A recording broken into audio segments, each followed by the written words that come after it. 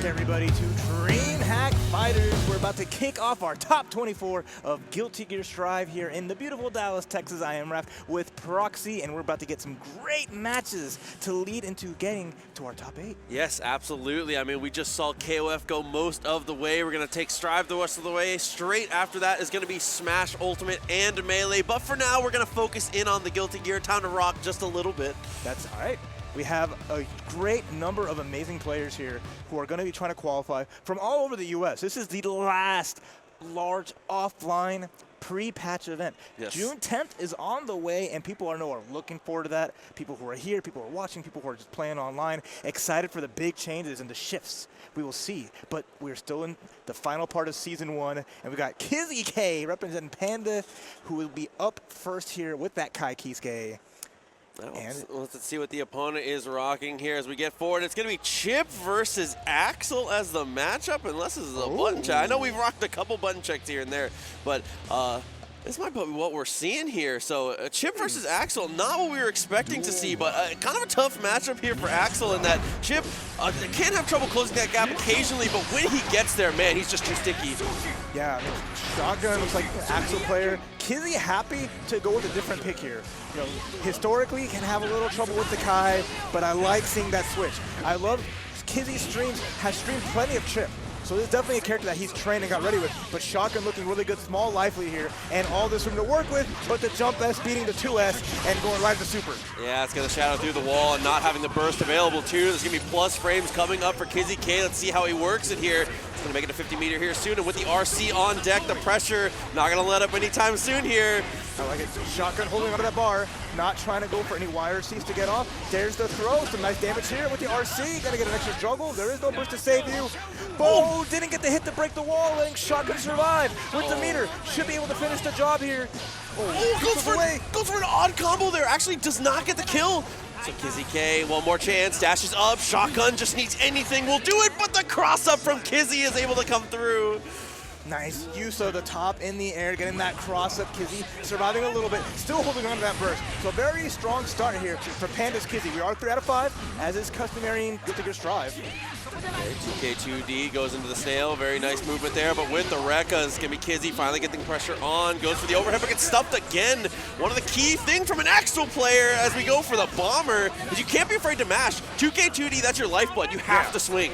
But I love seeing it. Off of the BRC, going for the bomber, having like good advantage. Kizzie getting a hit here. Doesn't get any hit after the Alpha Blade in the run-up 2K. That 5-frame low gonna get around for Shotgun, and now we're going to round number 3. Oh, 2D right up the start, gets the counter hit, push full screen.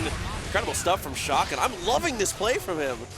That's solid, but you gotta watch out. That 2S is gonna lose to that air dash S if you're not careful. Such a wide hitbox. Kizzie with some small hits, going for the jump 2K. We're adding on some extra damage. Oh. And a lot of these situations been able to crank the risk gauge a little bit, but that was an amazing conversion off the 5K. So good recognition. Oh, but there's a big whip cancel. Super. Kizzie's gonna double jump to stay alive. No, gonna PRC, get the punish. Not full because a little high, but still a big advantage for Kizzie. Oh. Counter hit, that should be enough. There Absolutely. Kizzie K coming through on that one.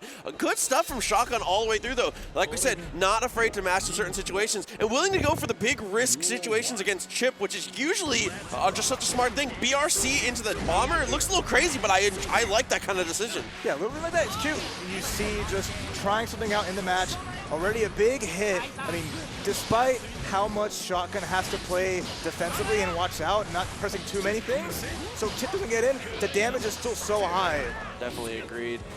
Oh, 2K with the 2S, able to jump away. Kizzie gets the air-to-air, though. Oh, broke the wall off that, too. Come back, get the positive bonus, get all that bar, hit the 6K, didn't RC. Speaking of RCs, YRC, Shotgun just playing in the corner, but the 2H, not gonna get punished, but nice from Kizzie, forcing the burst out, the hero burst. Oh, for the jump over, is able to get the empty low. Oh, and the immediate blow up of the Renson has been going delayed almost the entire time, and that almost wins in the day, but off the PRC, they're gonna get the trade. Who wins it out? It's gonna be Kizzie K. Just enough life to survive the trade, and now we're going into potential 2-up if Kizzie can get this round. Shotgun playing Saw, but no answer to the jump 2K, looking like shades of launch Strive. Yeah, we got we reinstalled dive kick really quick. We just swapped games for a second. Straight into the super. The barrage comes through. All the shadow clones push him through the wall, and now Shotgun kind of in trouble on his last leg. Maybe not even going to get burst. Yeah, a little rough here. Tries to challenge out, gets a hit with the 2H counter hit, but nothing from it. And Kizzie gonna go for, oh, did not bait the burst, but it's at the last legs, even Chipp. But no, run up 2K, that whiff 2S, that button is such an amazing anti-air, but has so much recovery and does not really work well against grounded opponents. So Kizzie, nice start here, 2 games up, Shotgun fighting back, but very much in the back foot. Oh, that's a classic Kizzie starter. Ground start, run up IB, so consistent with it. Absolutely able to answer that 5K, and most of that pressure and getting the burst off of it. Pretty much the entirety of this round comes off that 1 round start decision, which is part of why it's so important, especially if you're playing the role of the chaser, actually being able to track down these owners, man. Yeah, no zoning allowed right now. Chipp just getting that rush down in a quick combo with the double alpha blades. And now Kizzie on match point, looking to 3-0 Shotgun to get into that next round. Jump T, at least Shotgun trying to zone out, moving a little bit more.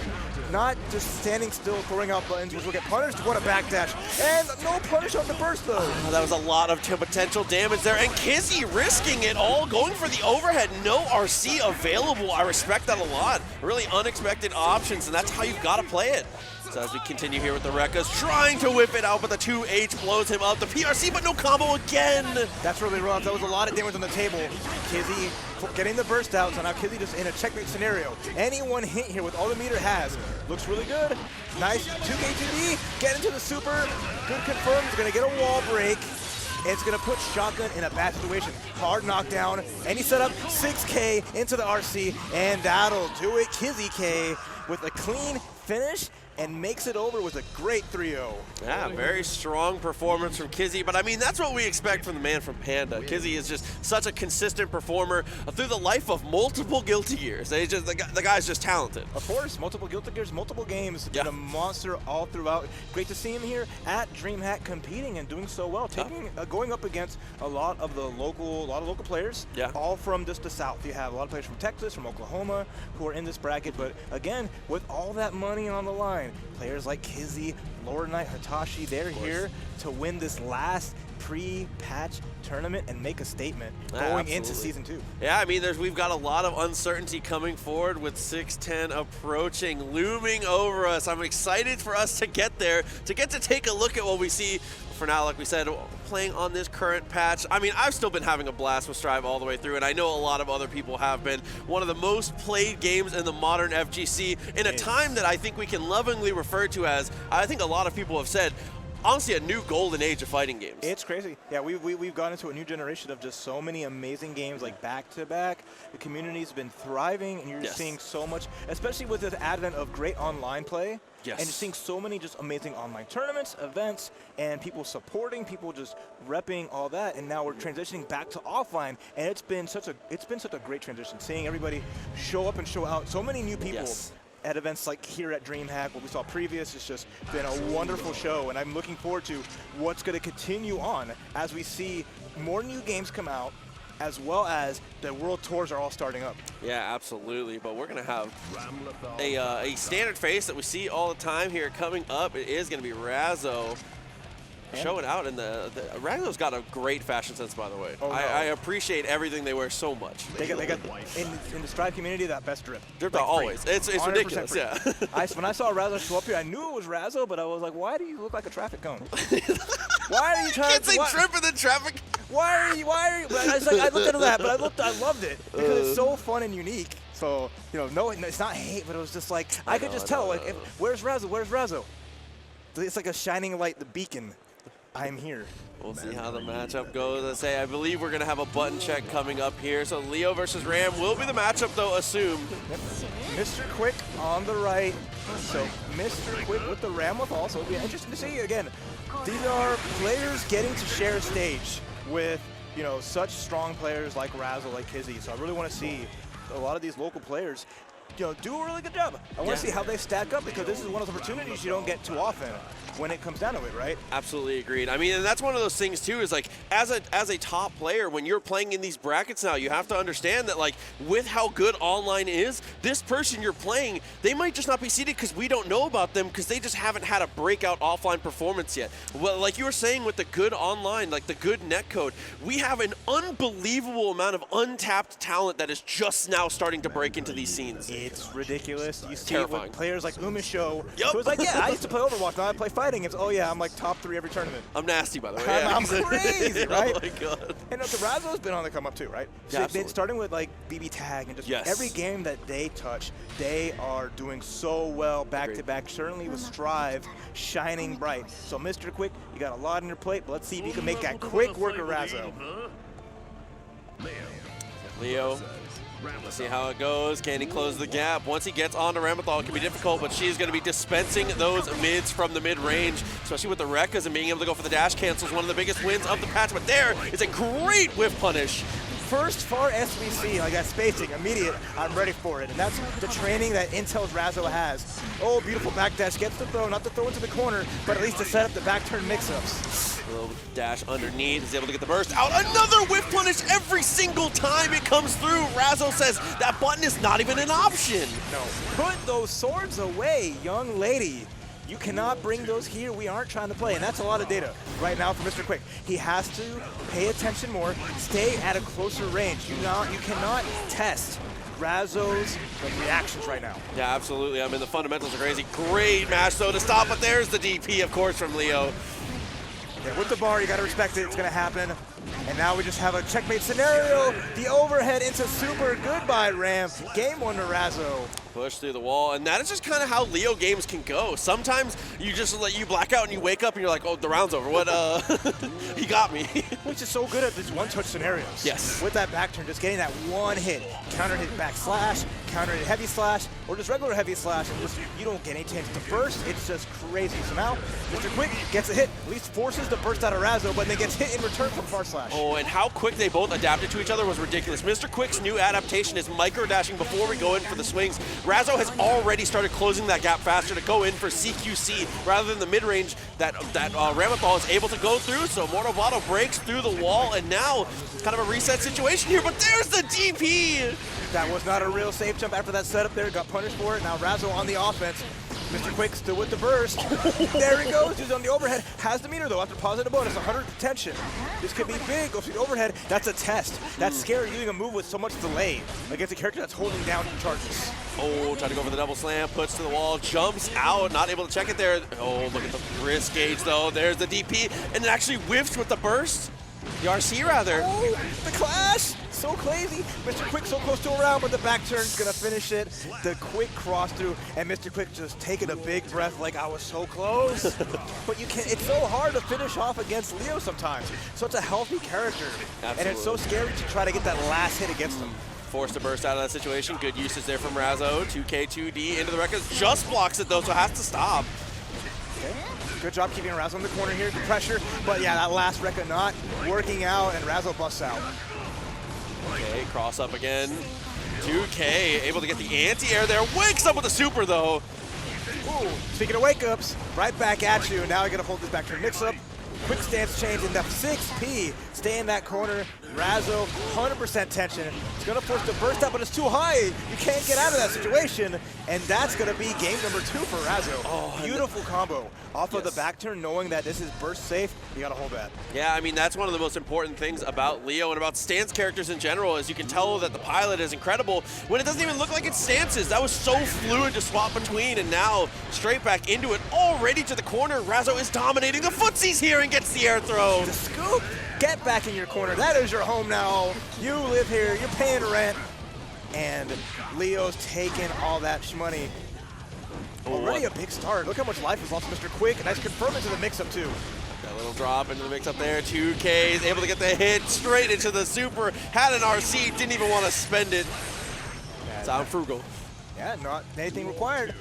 You know, Razzo's made it this far time and time again, not being too overzealous. So at a point where they can just kind of play at whatever pace, Mr. Quick has to take a lot of risks. And already starting to work out a little bit. Uses the meter just to get some pressure and the throw, but all Razzo needs is that one shot to get out. Okay, nice little just block there, just trying to break out. It's able to swing a little bit, and there is the touch you need, and gets the DP out of it too. What a confirm. Oh yeah. All the good Leos have been showing off that so well with like the 5K, 6K. Pressure's on. Mr. Quick has to be careful here. Any big hit could be scary with 100% tension on Leo. Counter hit, take the damage, and now just right into raw super. Oh man, is that it? And that was just so impossible to burst at all points. Razzo, genius level stuff. Looking back to the crowd for a little admiration, a little like, you know, validate my hard work. It ain't just a character, it's me. Absolutely. 100%, and that was just fantastic done. I love that last sequence too. Yes. Just like hit the RC and just fall down. Just wait, like if you're gonna burst, come on down. see what happens if you try, and not even a chance for it. Right into that super, and then just, even though it killed before the wall break, that extra damage would have been done. So that was just great awareness. Yeah. From I mean, Razzo. that's just doing the math on the fly, being able to know the spacing and understanding the situation. And those are the kind of situations that you can only set up and effectively play if you have an incredible number of hours in the game. That's part of the situational awareness required to be able to set yourself up for burst space like that are just unbelievable. No, for sure. Every little thing, no. You watch a player like Razzo, and you know, like, whatever happens, I love it. Whatever happens June 10th, players like Razzo, it's like whatever they do, whatever they pick after, they're going to be amazing no matter what. Yeah, they will. That just pedigree and that training and diligence and determination is going to carry over whatever they do. So as much as people have always been like, oh, well, it's over, June 10th, no, your reign of terror is done. It's like, you get used to them. Adapt, baby. Exactly. That's key word. I mean, we adapt them. That's like another key person. We talked about Umisho earlier, but like Umisho is not just like cheesing people with Happy Chaos. Umisho is also like the best biking. He's a ridiculous player. Crazy, it's just right? unbelievable. So it's like you definitely get used to the names that you're seeing. They're going to be around for a while here. They're just the fantastic Strive players. And speaking of fantastic Strive players, straight back up to it. Yeah. Lord Knight, repping Beast Coast, the Beast from the East. So everyone, I mean, Lord Knight is just a person. When you think of anime fighting games, yes, you think, oh, you have like in the conversation usually Lord Knight across the board, just an amazingly solid player through and through. Whatever they put their mind into, just great mindset, really diligent. Doesn't get the results that they look forward to, right? And strive, but they're always no matter what, they're always a threat, and they have that ability to really go across the edge. And I would love to see Lord Knight really go that far today and cap like season 1 with a big performance. Agreed. Definitely agreed. I mean, they are just like a student of the game. A lot of their content is really good analytical coaching content, which is incredible, and something that the FGC really, really needs. I know people, that's a thing that we've talked about before on Twitter, you know, because we love to do them on Twitter. But man, we need more people putting out that kind of content. It is incredible stuff. But we're going to be heading into a button check real quick before we get into the full match. But the expected characters are Millia and Zato here, which is volatile to say the least. That's true. And I always expect at least one Zato per like top 24 or maybe top 8, because those players, it's a character that may not be in the conversation for like, oh, we're the best of the best when you think of like Ramlethal, Happy Chaos, Leo. No, but they always have a great showing between like Latif, and you have like players like Macho and Marlin Pie, and all of these like across the globe, just immaculate Eddie players. So it's just that character that will erase you from the bracket, given a chance here. So I'm excited to see how Lord Knight prepares. You see them kind of calm down. They were doing a lot of deep thought, getting like their mental game plan ready. But Bobby looks big chillin'. Let's go. Game number 1. Find out very early on how it goes. I love Capel to start. Immediately just declines neutral with the Eddie and gets the burst out too. Lord Knight, great start. Ooh. An immediate run. That's a great answer. Millia being so fast, as soon as you see the opposed, get a run-up grab. Okay, what a confirm there. 2 jump S's. We're going to the hair car for the knockdown here. Same side. Good defense from Bobby, but you cannot block forever. Okay, he can get a throw though. That's opportunity here. Gets the dust. It's going to get the wall break at least. Not enough meter to get more Eddie gauge back, so it's going to be a little bit hard because all Lord Knight needs is a throw. But oh, jump PRC. There's the burst, sky high, and now we have Eddie gauge available. There's the frog, unload the toad, oppose. Anyone hit, either player can get this round. PRC into the command throw. Bobby, what a turnaround there. Lord Knight was looking to dominate, and Bobby somehow flips it over. I can hear the crowd popping from here. That audience out there repping their boy from Austin, Texas. Bobby with a big grab. There's the toad, a frog. Gaming, nice block here from Lord Knight, but still under pressure. Able to get the throw. RC's available. There's the return, the reversal there. Lord Knight gets the mix up, but loses the corner off of this. But he gets the burst, somehow falls down and is able to bait it out. FD break to be able to get the same side mix up there, able to go across and is certainly going to kill here. Very nice return from Lord Knight. Back and forth, swinging for the fences here. That's right, and the crowd popping for Lord Knight as well. Round start oppose, getting grabbed. Lord Knight just going in and catching it. You can only rely on oppose so much, especially in neutral against a character like Millia or Chipp that are so quick. Oh, Capel again gets the knockdown all the way to the corner here. Triple overhead. Bobby's defense is so impressive right now. All right, nice 2P. The mashup, the 6P whiffing. It's hard to do with that double air dash and the bad moon finish. Millia blocker, are you ready? No, you're not.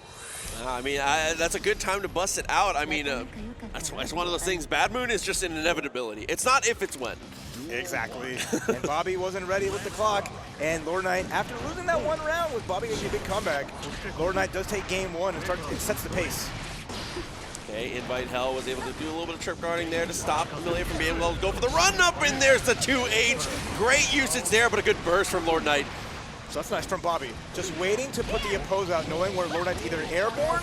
Oh, the burst! Rolls right through it. Going to the setup. BRC right into Dan Fang. It's going to give a good spot for Bobby. He's going to get a knockdown and able to summon Eddie. First Pierce off, gets him with the 5D.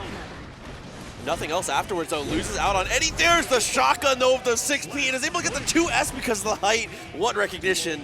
Yeah, exceptional anti-air. Great return to the counter hit. And then there you go. Round star Toad. Unleash that instead of oppose. At least set up something so Millia cannot just run forward or jump forward. And now Lord Knight in the corner, but runs past the drill.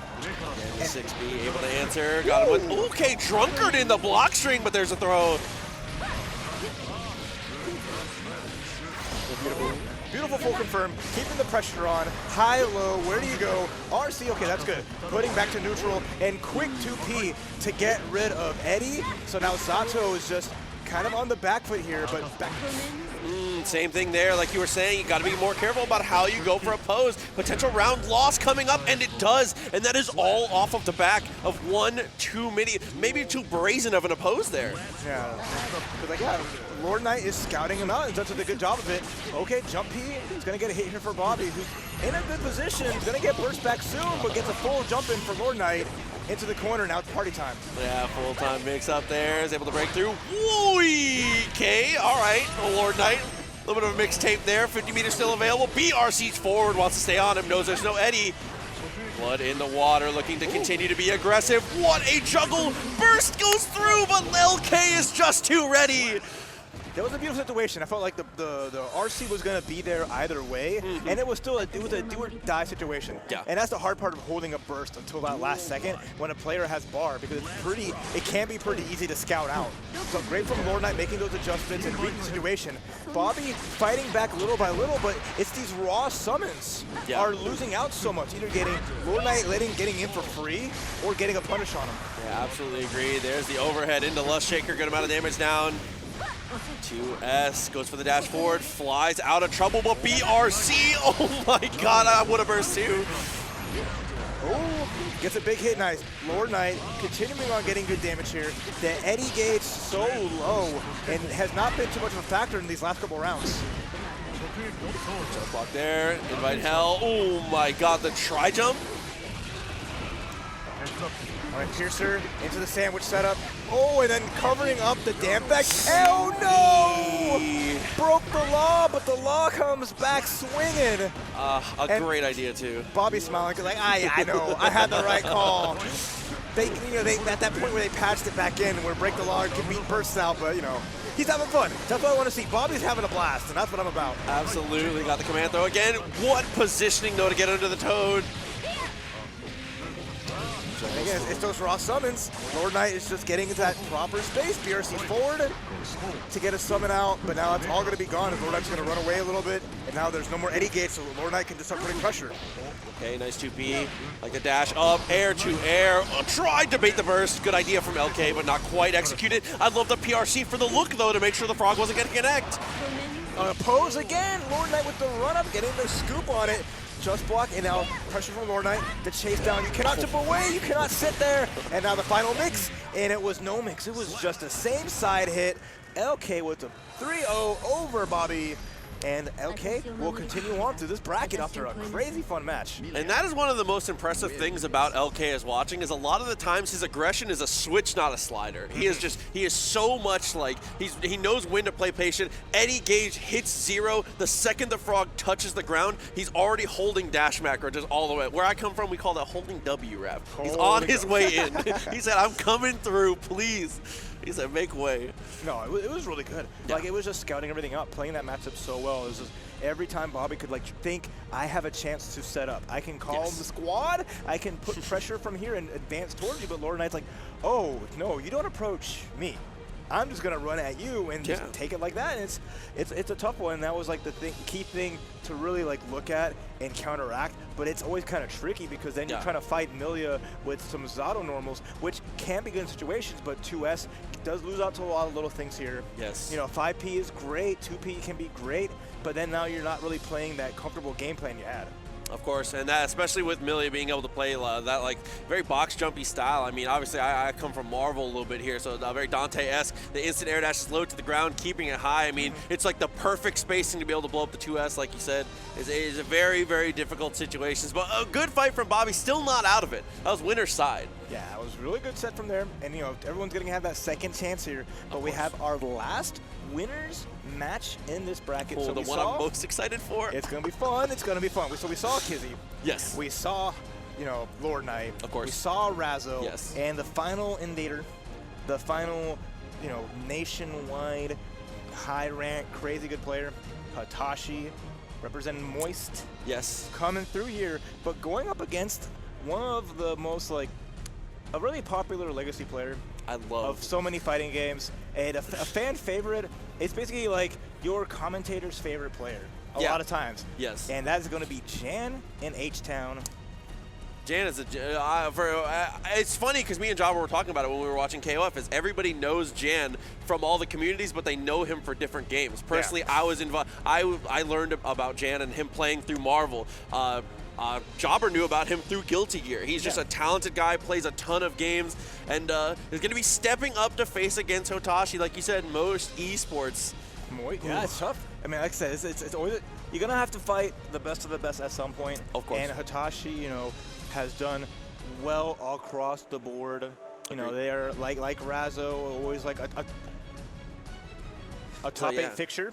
But it's cool, like even like you say like Jan with multiple games, Hotashi's done that a lot as well. Yes. So I've seen Hotashi play a lot of other fighting games and enjoy them, but always like predominantly the strongest in Guilty Gear franchise. But is also here for the first time playing MTG. Absolutely, it's in the PTQ at the same time. It's like, oh, this is dope. I get to go to a fighting game tournament that's also hosting an official Magic event. Yes. So living the dream, been running around streaming, competing in both. And it's really making the most of it, and I love it. I love seeing that kind of cross-pollination because, you know, Hotashi has been such a strong, not just player, but content creator. Yes, really personality. Growing in that, you know, and now you get to see that expand to more and just keep going. I love just seeing a person thrive and making so much of what they love to do and being able to just make that part of their work.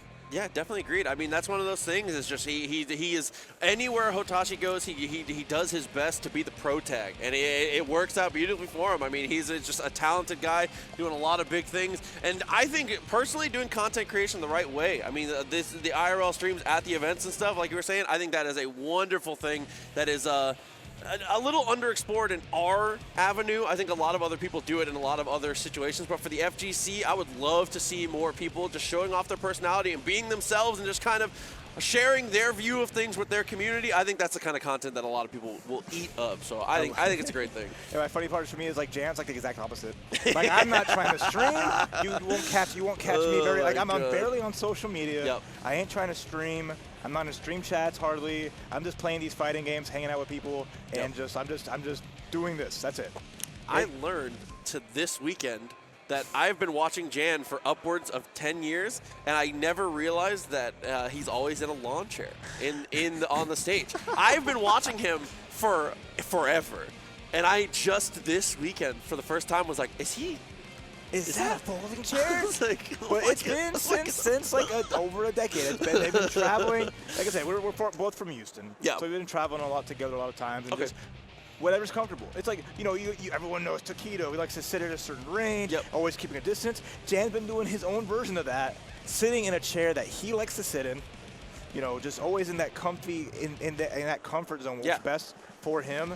And doing it like that and traveling, basically when he did travel as much as he did back then, always to all these different cities with the chair in tow, with a toothpick in his mouth and like a nice drink on the side. That's funny. I mean, I definitely support that heavily. I like when people get to do things like that. I mean, there's like a top 10 Japanese Melee player who sets up 2 chairs and lays across them. And he's fantastic. He's an amazing Mark player. I love it. It's so good. I really appreciate things like that. So it's nice to see. Wonderful stuff. Hey, you have to make it work for you, right? Of course. Because like you go to an event, you don't know what kind of chairs you're gonna get. No. You don't know any of that. Like I go to a friend's house and it's got like chairs with like armrests. Like I can't play on this. This is like me going like this. Like this is a little rough. the friend's house casual special. Oh, you can use that chair. Like, yes. Oh no. I'm just gonna sit on the floor and I'll suffer in silence. It's fine. Do it Marvel 2 style. But and I think it's funny. Like you were talking about the personality shining, and it's funny because, like I said, like Jan not being a kind to really do anything like content creation wise, but you get it like from streams. You get to see kind of his personality show from just how he carries himself and what he brings, like you mentioned with like the folding chair and all the little stuff like that. Yeah, and that's what I miss about offline. Is you get to see more of the player. You get to see those live interactions between everybody, like when you see like a person like Razzo and Hotashi just like being 2 goofs. Yep. And it's like there's like a little, not a lot of, it's not really animosity, but it's just like a friendly rivalry. It's always fun. Always funny to see. Yeah, definitely really healthy and fun to watch. And we appreciate you all sticking with us here as we continue to press forward. DreamHack Dallas. If you have never been to a DreamHack, I've been saying it all weekend and I'll continue to say it. It's the type of thing that there's nothing I could say to describe it to you. You just got to make it to one yourself, man. From all the booths, all the vendors, getting to watch all the other esports. It has been an incredible time in the convention center, and getting to walk out and see IEM and stuff too. It's great, right? It's too much. And it's cool too because you have all these other people from so many other games get to walk past our area and see the fighting games going off, and they'll be like, oh, people are playing, they're playing Strive offline?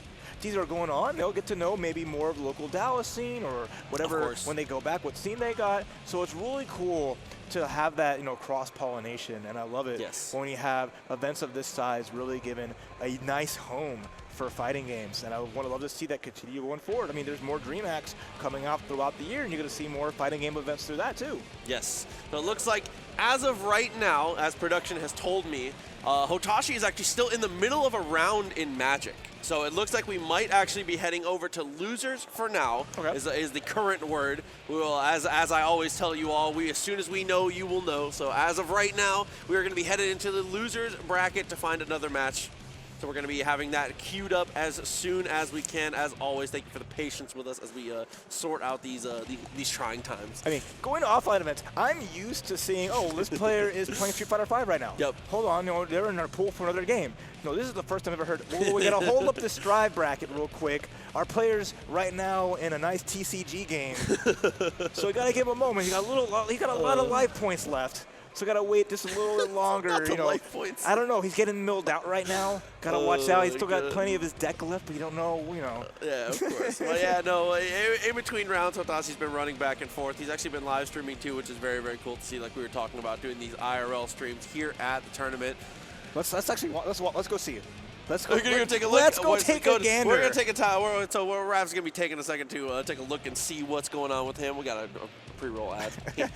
Let's see. That's the nice part about Hotashi streaming. All right, buddy. We're waiting for you a little bit, but let's see how you're doing. Yeah, exactly. Let's go root for you real quick. I'm gonna be in his chat while commentating. I was like, let's go. Yeah, convenient. You don't have to go over the intercom. You can just go to his chat and be like, hey, bud. I need you at Station 5 real quick, please. Let's go top tech for the win, bro. Oh, let's go. God, that's funny, though. That's really, really fun to see. It's hard to tell the angle that we see at. Their opponent's board looks pretty big. Yeah, they're still right now. They're still in it right now. I mean, that's one of the cool things about Modern is for Magic in Modern, it's a very swingy format, very fast, very furious. So most of the games, usually depending on the decks, are fairly quick, which is nice. It's definitely cool. This is a tournament first. Watching a Magic the Gathering tournament match as we wait for our next Secret Strive match. Only at DreamHack. That's why you can't describe it. I love it.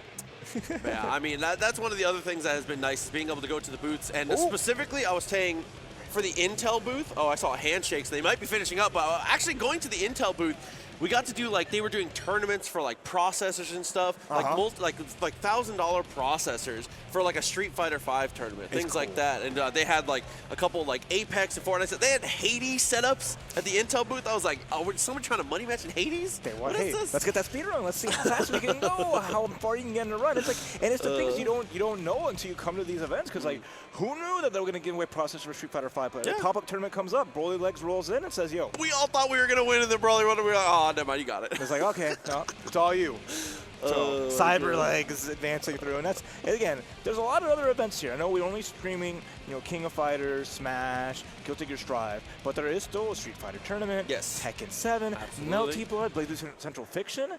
Yeah. So a lot of players from across Texas have come for these events to kind of get that shmoney, to compete, get that trophy, and do well. And it's the nice part to see, because again, we are featuring only a handful of games, but the other ones are here and being supported too. Yes, absolutely. And that's one of the cool things about DreamHack, is because the space is so large, we're able to really access, all these things, be able to actually get to run all these things and viably do all of it at the same time, which huge shout outs to the whole TO team, Duelist Tong, Sarah, everybody that is working on that side of things have been working super hard and making sure the wheels keep turning. So if you guys are walking by, I know you guys in the crowd can hear me, if you're walking by the admin desk, give them a high five or something. They're working too hard.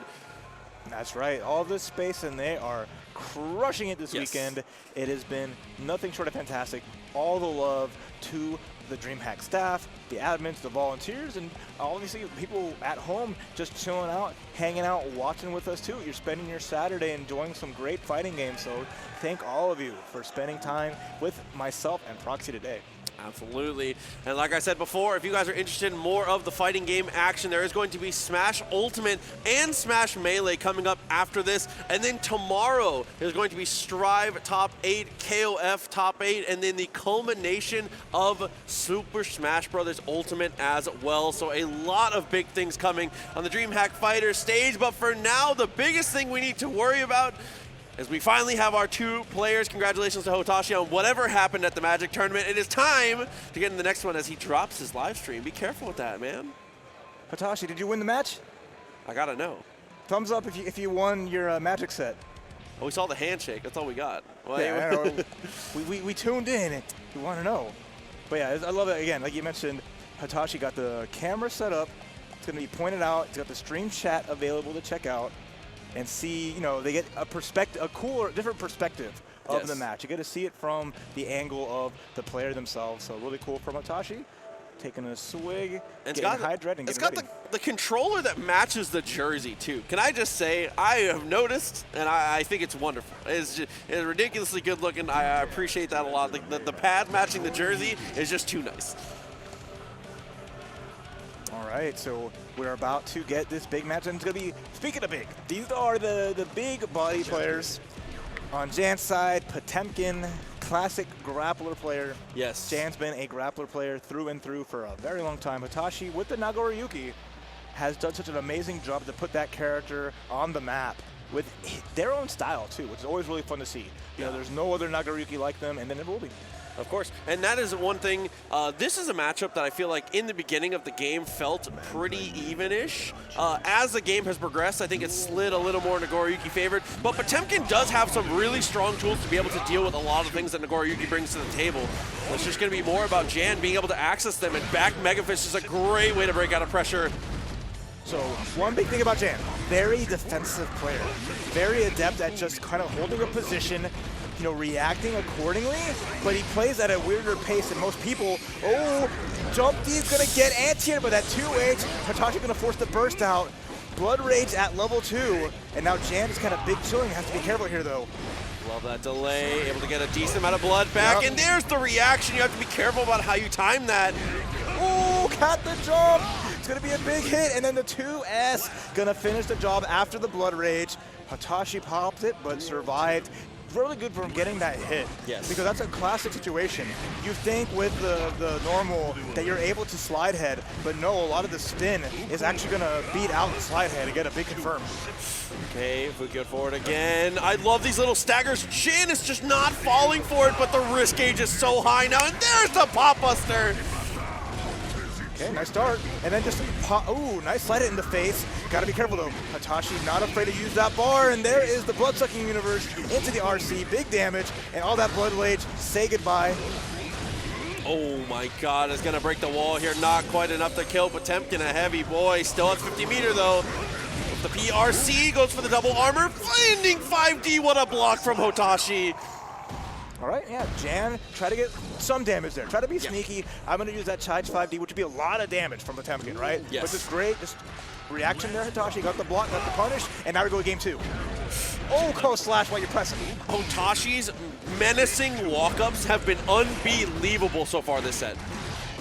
All right, now, knowing that Jan's just casually blocking, that's fine. I'm going to command grab you. I'm just going to take this damage, and let's wrap it up with a nice just RC. And that's Hotashi special. Getting a hit early, going into the corner, and then just threatening so well. Jump D counter hit, just a cross-up. Nice block though from Hotashi, who has plenty of meter, can react to anything with a super if needed. Love the ideas here from Jan. Went for the JD, but the 5K comes through. Jan's pressure is structured beautifully. The way that he's going, it's very risk adverse, like you were saying, a defensive player for sure. Which is crazy because Potemkin players are normally, we're normally going, I speak for us when I say we're normally going crazy, but there's the gold burst coming through. Classic answer to Potemkin's pressure. That foot's gonna get caught by the super, gonna get the OTG afterwards for a little extra credit, and that blood gauge going down slightly. Double Fukyo into the 5D. Oh no, and the burst comes through. What a bait, is able to get the knockdown, plus frames coming up, and gets the bite off of it. Okay, gonna go for the 2-piece low. One more hit here from him. It's gonna block it out. Big counter hit. Jan with some pressure and some damage in the corner. Gets the double low. Trying to get something, and the pot buster's gonna connect, and Jan's gonna get around on the board with just, again, that structured offense. All right, going into the third round here, goes for the double jump, 2D, gets a punish, but nothing afterwards, and Hotashi unrelenting to continue with this just ruthless walk forward, but Jan getting the hit, got the Garuda, what a read, one more here. That's gonna be a kill. RC, I don't know. Just double 6-8. Didn't go for the super. A little bit of life left, but Jan having meter and the trade. Oh my god. 1-to-1. Jan gets around with, again, just a really solid, not overreaching, but just that one defensive read on the command grab, on the blood-sucking universe, jumping over, getting that full confirm. And Hotashi turns around and tells the crowd, shh, shh, shh, to the crowd, hey. It's just 1-1. Quiet down, it's fine. It's fine, that's just one. It's a single game. Everybody gets one, sometimes. So here we go, Sometimes. into the next one. Let's see if who's gonna get the momentum here. This is a huge swing game coming up. Okay, the slash catches the backdash. Get Jan in the corner, the walk up into the dust, a little bit damage to add up, and now Hotashi with a meter lead and the counter at 2H. Woo! Good amount of damage down, 50 meter available. Hotashi BRC's forward, but the 2P was already out there. Jan executed full screen. And not much you can do with Potemkin off of the 2P, it's just a small check and that's about it. There's the punish. Oh, gets small hits. Ooh, and catching Hotashi reaching. Going for the clone there, using a ton of blood up now. Hotashi's going to have access to those max distance normals, but now the special moves not being able to break the armor. Jan can kind of go a little more aggressive here, but there's a 2H. Tried the challenge after the RC. Oh, the catch the backdash, very nice. Pressure's on, more command grabs, lower that blood gauge. Command grab again, and now just one good hit away for Hotashi to get up 2-1. Nice whip punish. Really good situation. Knowing the blood so low, Confukio at the start there and react accordingly. Great job from Hotashi, who goes up 2-1. Of course, especially at that amount of health, is able to just reset the situation. 2P, 6K Nagoriyuki, a nice turn steal, but not too much off of it. Oh, the gold burst again, reading the situation, getting a hit, and all this meter is going to benefit Hotashi so well. Oh, again, the spin, solo recovery, finding a 5P anti-air, and now Jan under pressure. Jan is maybe being too reserved in these defensive situations, letting a lot of these walk-ups get away from Hotashi. Hotashi has shown that he's looking to do these more often, maybe aggress on them a little more often, but there is the Beyblade coming through, and the bite to follow up. Yeah, Jan, as a defensive player, is getting read out by Hotashi, who's just committing to these grabs, and they're working so well. Again, that's the hard part, right? Because you backdash, Hotashi makes the read with the 5S, that's going to get a hit on that. It's just difficult for the Potemkin player to escape these situations. No reason not to keep going for a command grab. Agreed. Okay, had to block that. Close slash coming through, good defense. But you can only do so much on this back foot. No whip punish there. Jan trying to fight it out. RC forward after the hit, but gotta watch out. There is a super available. That's just blocked there. Couldn't get quite close enough to punish though. Pushed away with the 2H and again punishes with the 2H. And there's that backdash read you were talking about. It's super slow, so it's great reaction to it. Gets hit. That's a little confirmed for Jan. It's gonna be close. Gotta watch out for the meter though. 5D, no meter to RC. And this is gonna be huge for Hotashi. Potemkin is a lot of healthy life, a lot of guts. Not good. One hit now from Hotashi is going to finish the job. That's the punish. Oh GG. My God. Dude, Hotashi goes for the Fukio, sees the backdashes come out. BRC slows it down, guarantees the full combo surgical on the final round there from Hotashi. Yeah, that's like that was perfectly well executed. Knowing that Potemkin's defense is going to be you're going to either block or attempt that backdash. Yes, absolutely. You haven't really, you only showed the one jump out, and when Jan did jump out of the command grab, he got a big, punish for it, but didn't want to. It's hard to commit to that because of just that threat of the close slash. So it just leads to that really good situation for Nagoriyuki, especially in a matchup like that, where as Potemkin you're so big, you're gonna have to be taking so much of that pressure, and it's hard to really want to challenge and your reward for even doing so is tough. If I hit 5P or 2P with Potemkin, what happens? Nothing. You slapped Nagoriyuki, and if you're Hotashi, I'm like, cool, let me just swing after. Yeah, absolutely. What do you do? But it is, and we just got word from production, 2 important notes. One, Hotashi, congratulations on your win in your Magic game. He did actually win it, so congratulations on that. And the other one is actually a little unfortunate. We're going to have to go to a break for just a moment, but straight after that, we're going to be going through the rest of this top 24. We're going to continue to play Guilty Gear Strive until we cut it down till the top 8. So we will be back in just a couple minutes, guys. Please stick with us.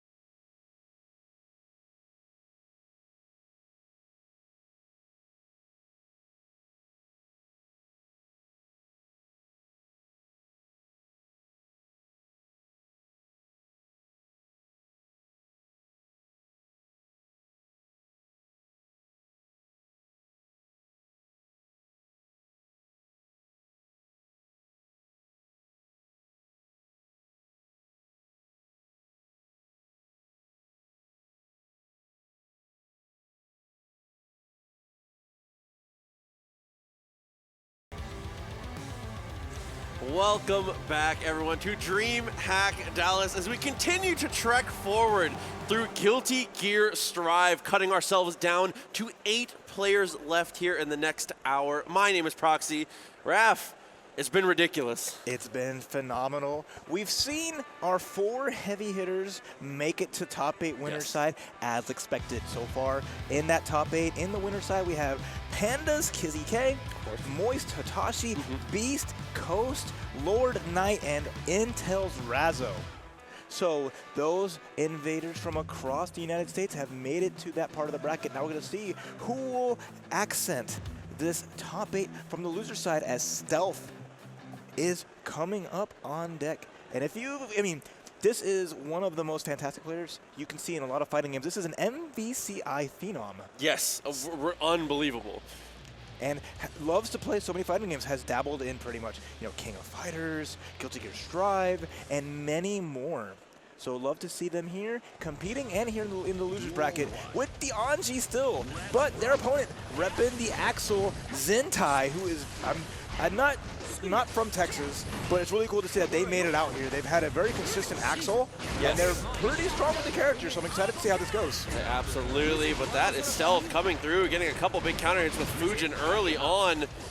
And Zintai, first knowledge check that Anji represents to him, not able to jump out of the pressure here. Stealth continuing to just take advantage as the PRC, the double RC to be able to follow up Zintai. It's cracked open. That's a great structured pressure there from Stealth, using the meter so well. And it's interesting tools that Anji has to get past the zoning. The spin is going to be a big part, and it's going to force Zintai to really play around that with either the Fujin or just a neutral spin to avoid those long-range normals. And then you see the Fujin, that hop up there, they have to crush the gap, or else if you block the fan toss, Anji's going to keep that pressure going. Yeah, absolutely. Steals the turn a couple times, but there is the snail. Very nice stuff to extend and continues to go for the pull-in here. Is not really opting for anything else off of it, but there we go with the cherry bomb. And the first command grab is jumped. But Zintai still looking poised to take the round here. Stealth is a Fujin away from being back in it, but I don't know if he's ever going to get close enough to. Yeah, that's a tough part. Oh, there's a fan to get the trade here. Another one to confirm off the toss. We're going to get this wall break too. No, there's a burst. Zintai does not want any of that, and I love that. Knowing the throw is going to come out, jump heavy to get that hit to finish the job, and now we're all tied up 1 round apiece. Yeah, max meter was available for Anji there, so that was a scary one, and there is a great conversion from Zintai. Backwards, looking for the 2S. I love the fade backwards, but Stealth still finds a way, and there's the 2S finally answering. Huge damage confirmed with the counter hit into the Axel bomber, but the burst came out from Stealth, putting Axel in the corner. Nice pressure here with the Ko, and continuing on, catching Zintai trying to jump out. Oh, what spacing there. Gets the Fujin, tries to go for the overhead, nice block. Okay, butterflies out. Oh, and then spins right through the jump heavy, getting a hit. Very even here as Stealth is putting the pressure on. That was a wake up too heavy. Tried to do the crouch, and now is going to take a big hit. Straight into the super. It is not quite enough to kill. The shatter does come through, though. 50 meters available. Zintai wakes up with the super. I think Anji's cleared it, and he does. Lands and gets the close slash. Very nice stuff from Stealth there. Beautiful job. I like that. It's a tough part. If you get the wall break from the super, you got to hold that hard knockdown. So good from Stealth for just going for this big neutral jump because that's an angle where 2S is not really going to hit well, and Stealth for that first game. Steals the turn back with the fan. Fujin delayed low. Good punish. So many of these follow-ups from Anji. You can blow up with a nice block. So it's tough when you put that full screen pressure on. Nice tech on the hop over, and then great anti-air. Not going to get full damage, but it's going to force Anji to stay in the mid-screen. Ooh, very nice PRC and goes forward, gets the punish there on the block, knowing he didn't have to go for much else, and throws the reversal as well. Zintai looking to be a little more aggressive here. What are you going to do when Axel starts running at you? We're going to have to find out. Stealth's going to have an answer quick. Yeah, it's changing the matchup. Play a different pace. Both players just running at each other at round starts. And a counter hit Fujin. That's going to be huge damage here. And we're going to get that wall break to Axel bleeding. And positive bonus for Zintai right now, for Stealth right now. The meter, try to go for the throw. The whip comes out. Zintai gets the hit. But Axel, unless it's very particular hits, Axel is pound for pound one of the lower damage characters in the game, though. Yeah. Oh, it's going to continue to get pressed here. Zintai's going to hold on to the burst, recognizing the drop was coming, and there is the combo, but not enough to finish. I love that. The point-blank Shitsu to just force the block with the RC and the 6P. Great anti-air there. Axel does extended hurt boxes with those jump-ins, so you really have to be careful, and Stealth read that really well. Okay, continue to try and go for the fan here. Goes for the helicopter, very nice. The pull in actually is able to anti-air. Closes up the gap here, tries to steal the turn with a butterfly, immediately mashed on by Zintai. Good recognition, but Stealth is not letting up for a second here. But Zintai gets out. Read the throw, made the air dash out of the corner, and now with the life lead, resets back to neutral. It's going to force Stealth to dance forward. Good jump out. Instant air dash over. Just block comes through. Good block on the overhead. Has continued to make that not even an option here. All right, throws denied. Stealth has been going for a lot of grabs, and Ty's ready for it. Speaking of grabs, the Winter Lotus comes through, and Stealth avoids it, but still on the back foot. Okay. What an answer there. Gets a close slash, a couple in a row. Looking like May here with the combo. Tries to go for the overhead and finally lands, but the burst comes through, and Zintai has the anti-air locked and loaded. What an answer to that attempt at the dash. Stealth knew he had to stay aggressive, but man. That was greedy. That was a very greedy air dash, especially on a character like Axel, so paid the price for it. Zintai tying it. The game's up 1-1. Continuing in with these air dashes here. Stealth staying the aggressor. Risk gauge already cranked to maximum here. Okay, but fights it out and gets that space back. And then again, oh, there's the burst immediately on the counter at 2D. Zintai still in the corner here, has to be careful. Okay, good spacing actually with the BRC. Got himself out of trouble. As the jump S, my beloved, continues to do so much work, even with the nerf. Oh, that's a nice counter hit. Gonna keep that pressure on the corner here. Stealth just trying to run through again. Finds a close slash. And is trying to get some more damage. PRC forward to keep it going. But no, these throws are being denied. Zintai doing a great job of reading them and up backing, getting a full punish. I mean, that is one of the weaknesses of Anji, is he is a little limited on his mix-up game. So if you recognize the type of things that the Anji player gets into and you get used to his pace, you can be so evasive. It makes it even more difficult for him to close the gap, and we're seeing it continued here by Zintai.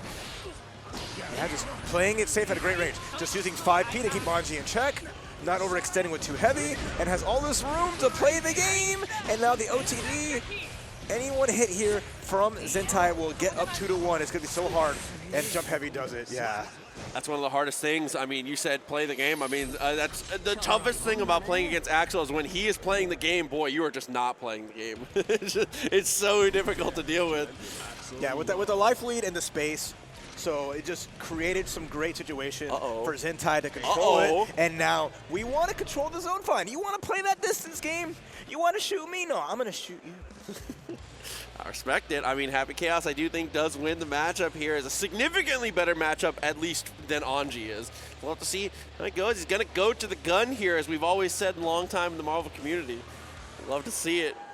Yeah, this is the final choice here. Stealth now, down so long. We already got the song too. We got Drift on deck. So the full power up, but is it going to be enough to just bring this character out immediately? And we'll be able to do damage in 2 games to Zintai. All right, steady aim.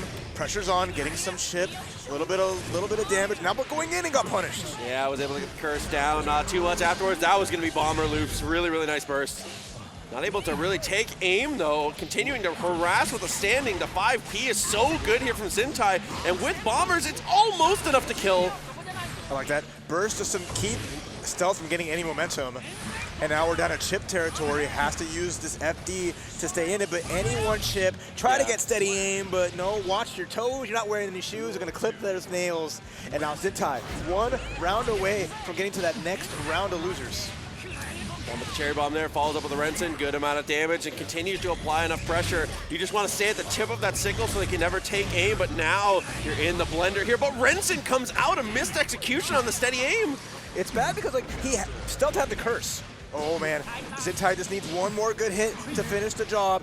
Throw, no, just jump back slash, and Zintai takes it 3-1, eliminating Stealth, and Zintai continues on in this bracket. Absolutely, and I mean, I just want to highlight specifically Zintai's burst in the corner was genius, because it is a round that is potentially over. Even if he gets the hit, you have plenty of life, you have plenty of opportunities, but that is a matchup where it's 2 characters that are impossibly difficult to burst against. If you can get any amount of value out of a burst in a Happy Chaos match, it is an A+ burst. Yeah, any value is an amazing burst. Exactly, especially with like such a life lead, you're gonna, if you take that round and go to round 3, if it happens, you're still gonna get that burst back at least. So it's just really getting really well played. Stealth, I mean, going to the Happy Chaos, but you can see like a lot of things that really weren't there. Like when he applied Curse, he went for a second Curse like almost immediately after, and not taking advantage of just, okay, now I could just play that chip game, reload, get those shots, and just take advantage of it, because that is the win condition. You get that Curse on from that distance, and now Axel can't even try to Rensen because you already have that Curse there, so you can just get that quick shot and control the pace of it. It's the biggest part is just finding that spot to set up. But, so he was able to, but didn't really ride the wave. And Zintai was like, cool, you want to let me play this game from full screen? You actually going to let my character do what it's supposed to do? Takes it, and that was really, you know, just strong awareness of stealth style and punishing him for it. Yeah, definitely agreed. But hopefully we'll see a little bit more of stealth in the future. Congratulations on making it this far.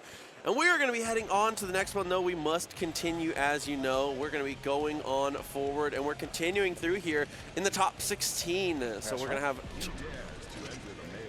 So Dallas team kill here is FemboyFightingGames on the left there, looking as cute as ever. And then we got, my favorite, another snack box user. Respectable. Reppin' the micro. It's going to be going up against here in a nice match as 2 Dallas players. You know, you hate to see having to go out like this, but it is inevitable. It looks like it's going to be Kai versus Nagoriyuki. Kai, I think, something that is very nice to see, a very refreshing thing. I love the character for sure. Facing off against Nagoriyuki, this can be a really tough matchup. Super volatile. I mean, Kai is just trying to play the Lord's neutral, and Nagoriyuki, man, if he closes the gap, there's just not a lot that Kai can do. Kyle does have a good reversal, and a non-metered reversal at that. The DP does help a lot, but you cannot get predictable with it. That's true. So Bear with the Nango. Let's see what they can do here. It's all going to be dictated by this round start. Let's get it. Oh, there, immediate burst on the spin. You know, as soon as that comes out and you get hit, it's like, all right, it's Nagoriyuki. Hold on, I got to remember. Okay, good damage down there. Tries to go for the Beyblade there instead of the Fukio. Push to the corner now, and Kai just continuing to get mauled here, and that is what I was talking about. When you get pressed to the corner as Kai in this matchup, there's not a lot of options to take that ground back. You just can't give it up in the first place. At the very least, finding some hits. You know, FFG getting some hits there, forcing the blood gauge, going up, but the back throw from Bear is going to get a grab, and it's going to start it off with that first round. Okay, went for the DP round start. Nagoriyuki, not the type of character you usually want to fight at the beginning of the round here. On the knockdown, though, forces the burst out. So still a decent situation, but the 6B comes through the Ric Flair chop. Protect the neck. All right. Oh, another 6P. There's the burst from FemboyFightingGames. Not quite dead yet, but the Vapor Thrust not going to get punished. And then just go right through it in between the Shizuriyuki. Nice grab. And FFG still in there, trying to apply this pressure. Has meter, but the challenge on the Food Dark. Great 5P into the 6 heavy. Good reaction from Bear there. Yeah, very good answer. Let's see if we can have more of the same here. Bear, round start DP has been on the menu. This time it's going to be 5K. And you see all these whiffs and you're like, I don't want to mess with it. That is literally the Bear trap. You don't want to get caught up in it. Oh, nice poke though, and a good confirm as well to find that knockdown, but not too much afterwards. And that's one of the weaknesses. One of the only weaknesses of Kai is that the follow-up game is not as strong. We get into a nice little strike throw once we make it to the corner, but in the mid-screen, it can be difficult to really stick on people. That's true, and it's, even being close to Nagoriyuki always feels kind of spicy. You never really want to challenge that, especially at this level 2 Blood Rage. It's starting to go down a little bit, but that extra range just keeping Kai from really doing much 2S2 heavy. Damage is adding up here as Bear is now just walking it down.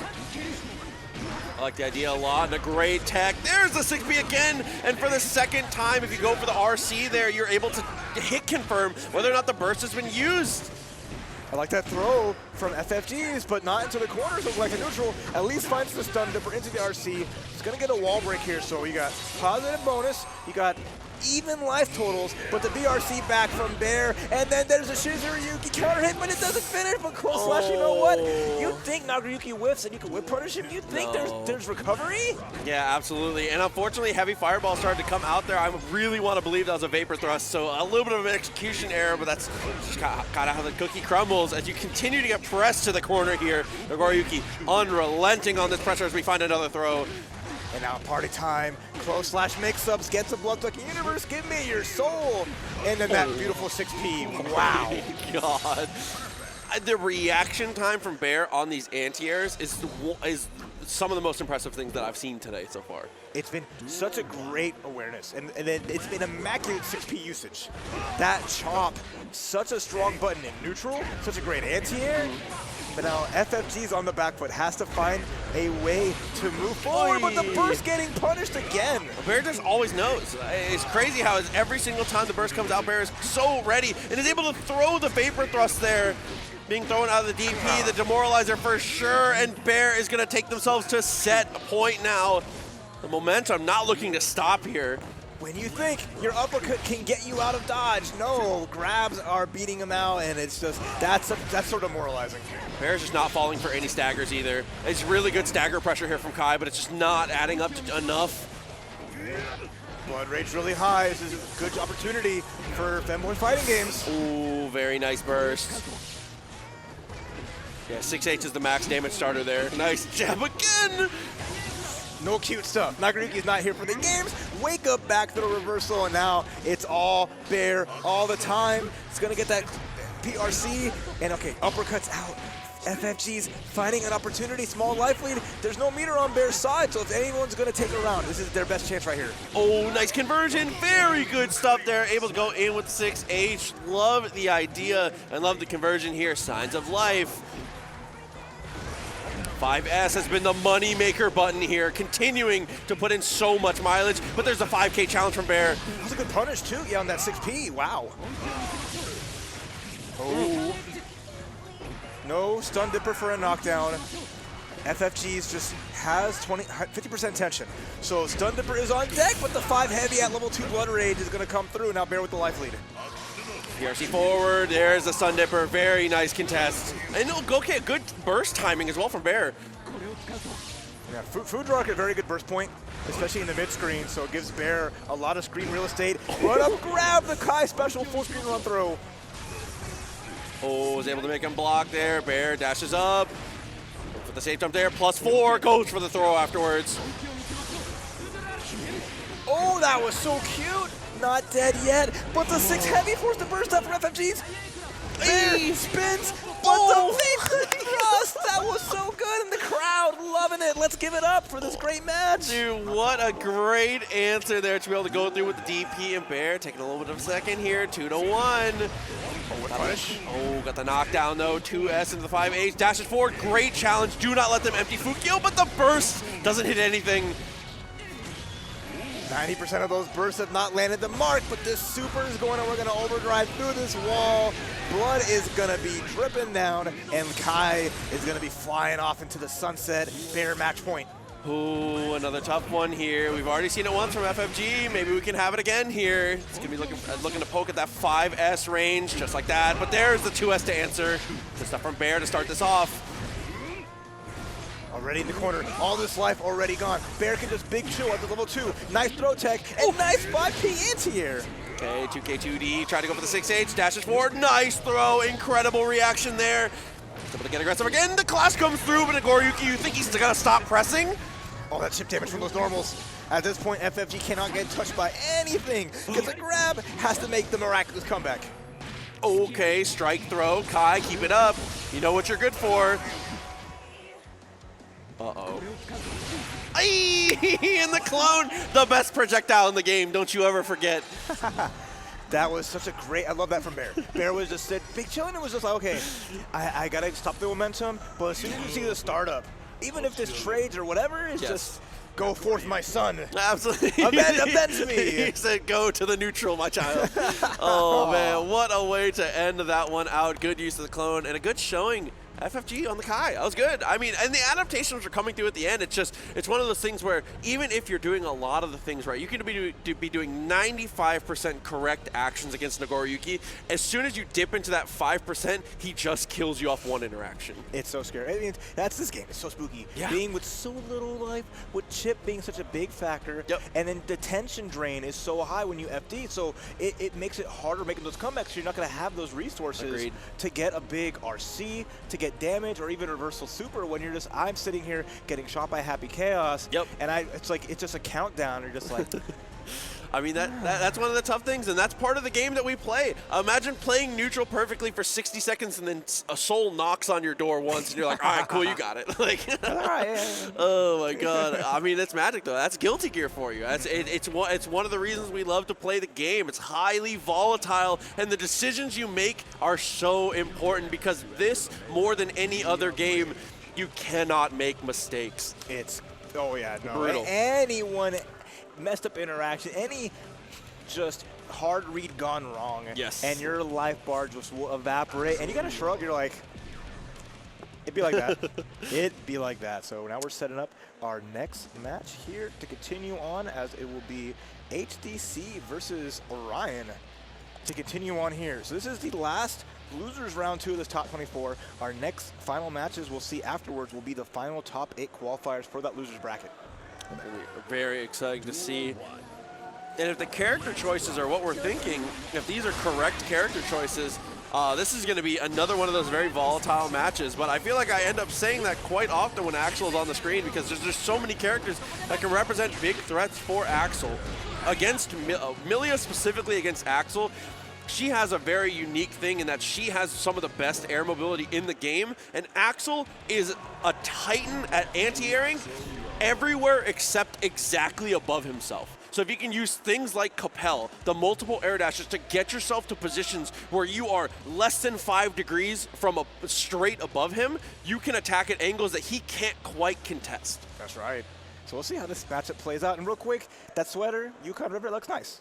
No, it's simple. It's clean. I make sure when the players are dressed well, I have to let them know. Yeah, like it's nothing crazy, but it just looks nice. No, it's comfy. I'm about that. Color scheme is good. Yeah, of course. Here we go. Axel coming out. Man, what a great intro.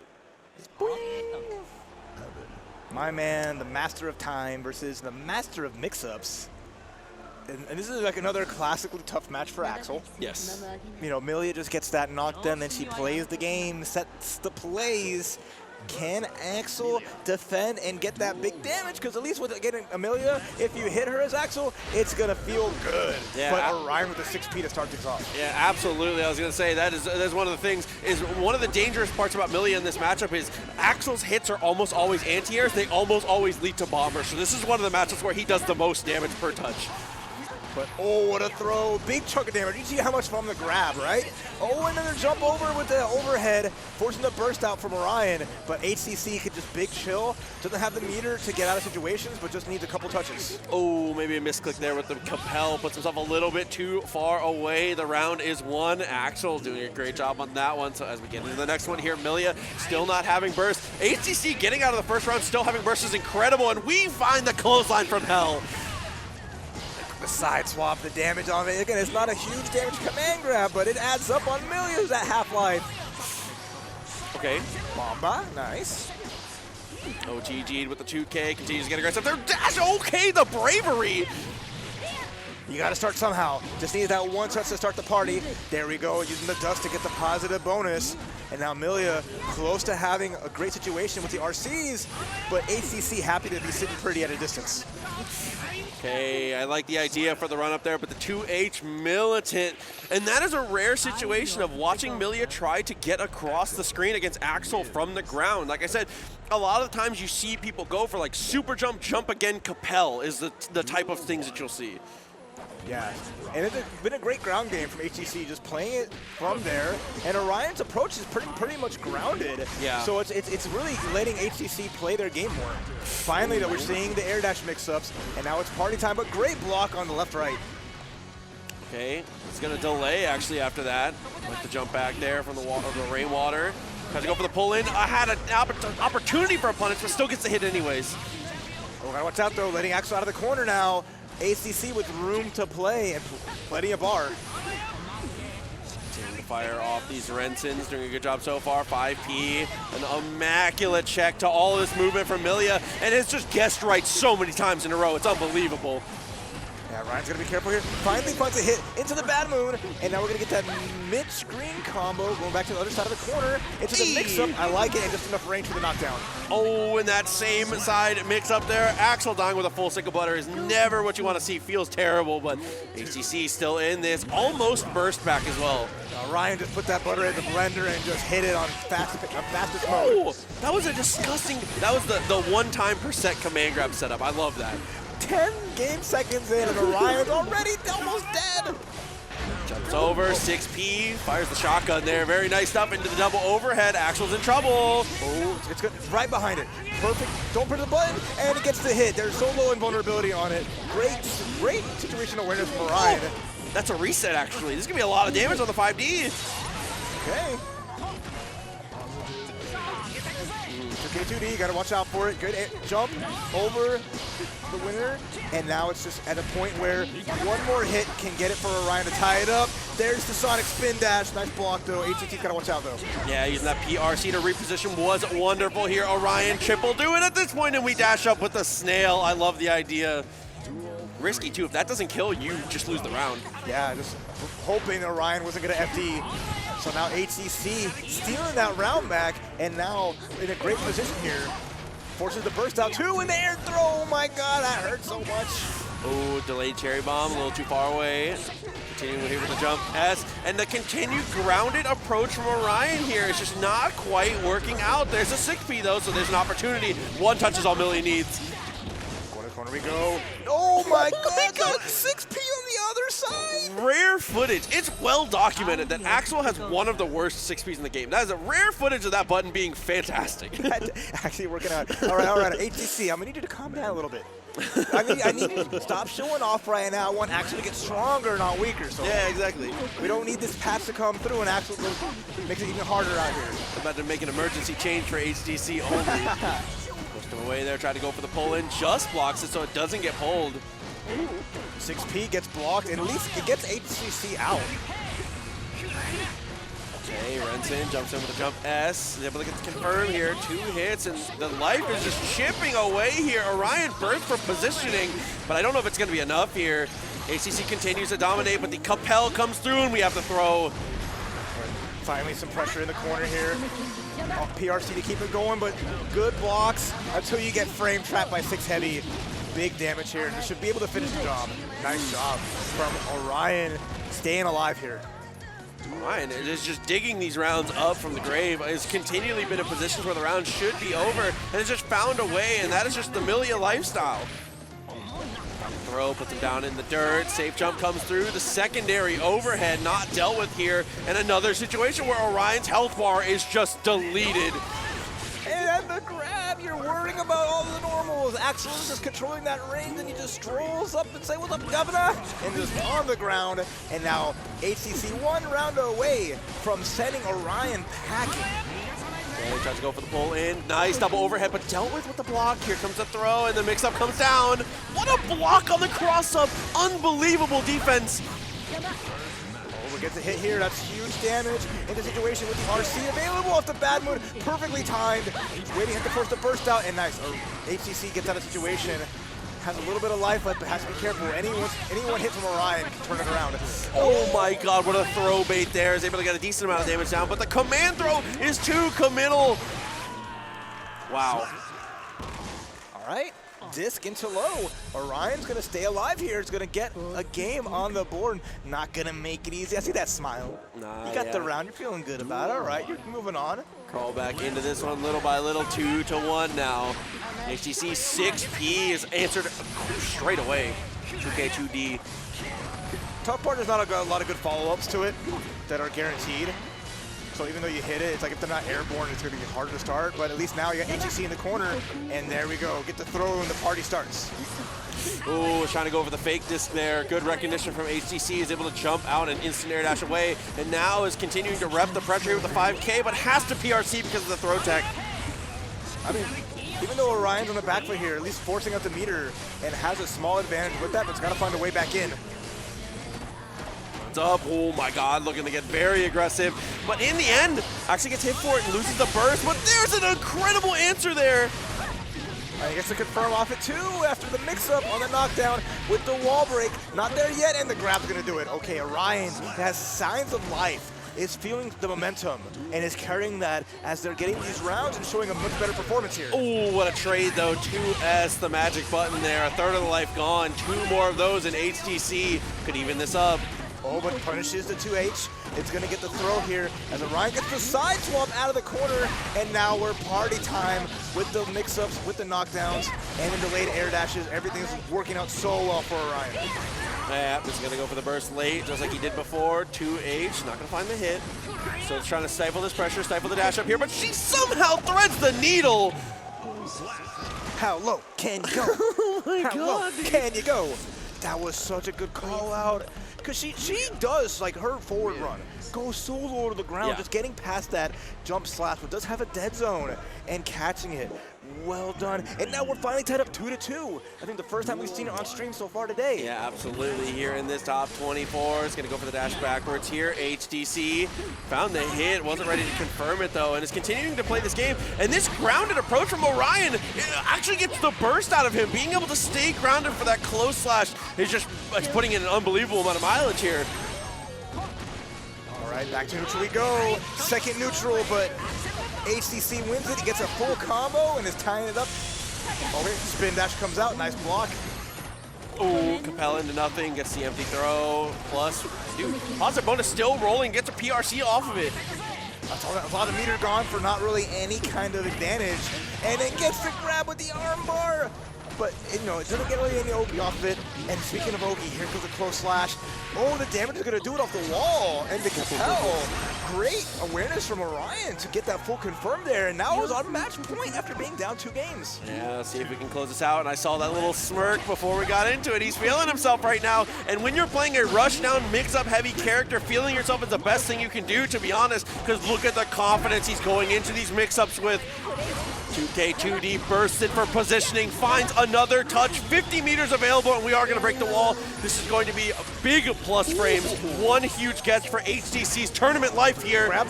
No, just a jump over. Oh no, you're letting HDC get hits with the RC. There's some big damage, but HDC has to play this immaculately.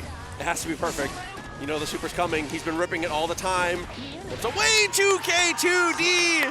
What an answer and what a comeback here after an incredibly dominant first 2 games. Wow. Wow, that is unreal. That is Orion just pulling it from the soul right there. Being down and getting HDC so many match points, but just like deep breath, game face, didn't crack, and Orion just ran it through so well, picking apart HDC's tendencies and just not giving up too much damage, and just making sure that I have to just get the knockdown, set things up, and put you under pressure because you can only block Millia for so long. Absolutely. I mean, that's just one of those, as soon as Millia gets that far behind, you have to take like the whatever happens, happens approach. Yeah. You got to get aggressive, take some risks. Man, there's nothing scarier as a tournament player when you're playing against someone who's playing a Vortex heavy character and you look at them and they're behind and they're smirking and you get a little nervous. Orion had that little smirk as the rounds went on and was starting to feel it. And when there's that little ego behind, you gotta have a little ego when you're playing that aggro stuff. You're like, all right. Yeah, exactly. It's like, you bleed. My opponent is not invincible. Yeah, if you're not feeling yourself, then why are you playing a rushdown character? That's the reason we play them. No, well done to them. They still have, Orion still has 1 match to make the top 8, but now we're getting to these matches to make the top 8. And back on the sticks, tough one. It is Jan coming back up again. He's got the drink on side. He's almost at full power, just missing the toothpick. But it's going to be a tough one because Zintai with the Axel, Potemkin versus Axel. Oh boy, it's a tough one. I mean, there's been like almost no iteration of these games that this has not been a fairly skewed matchup here. Yeah, natural enemies. This is something that Jan, as a player, has dealt with in every game. Playing a big body, he's gonna have to play against the long range, safe zoning character where it's tough to approach, the damage adds up, and the offense can be really hard to get started. So Zintai has to just play that game solidly. Oh, but okay, never mind. That was just button select. If Jan gets an inch, he can do really well because Axel's not going to be having a lot of great defensive maneuvers. Yes. He can like YRC if he plays it long enough and gets the meter, but has to be careful because if it gets blocked, you're going to die. And then you have the super as well that can always be there. So it's just going to be how well can Zintai play the game until he has resources so he's able to reset neutral if and when Jan gets in. Yeah, I mean, that is really, the entire matchup comes down to one terrifying word, and that is Garuda. If impact comes through, if he's able to make him block, he puts him in that little stunned state and gets those plus frames, Axel has to burst. If it happens again, your life is forfeit.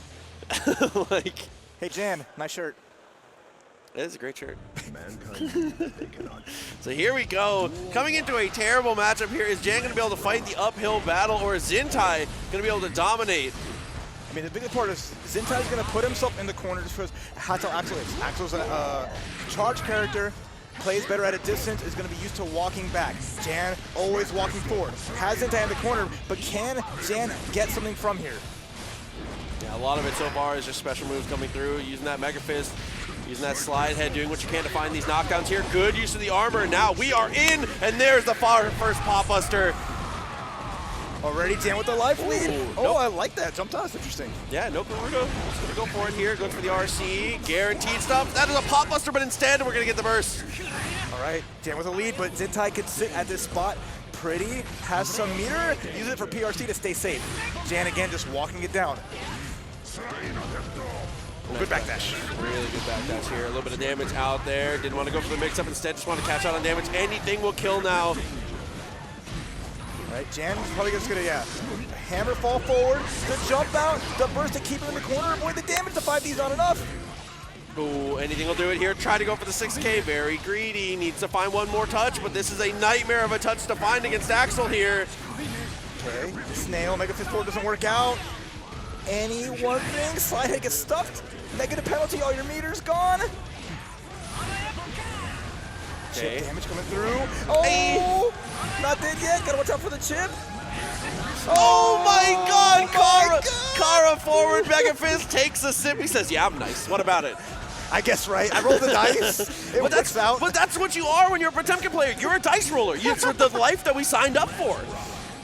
Good jump in, and goes for the Kara Pop Buster straight afterwards. Half your life is gone. Axel, one more guess.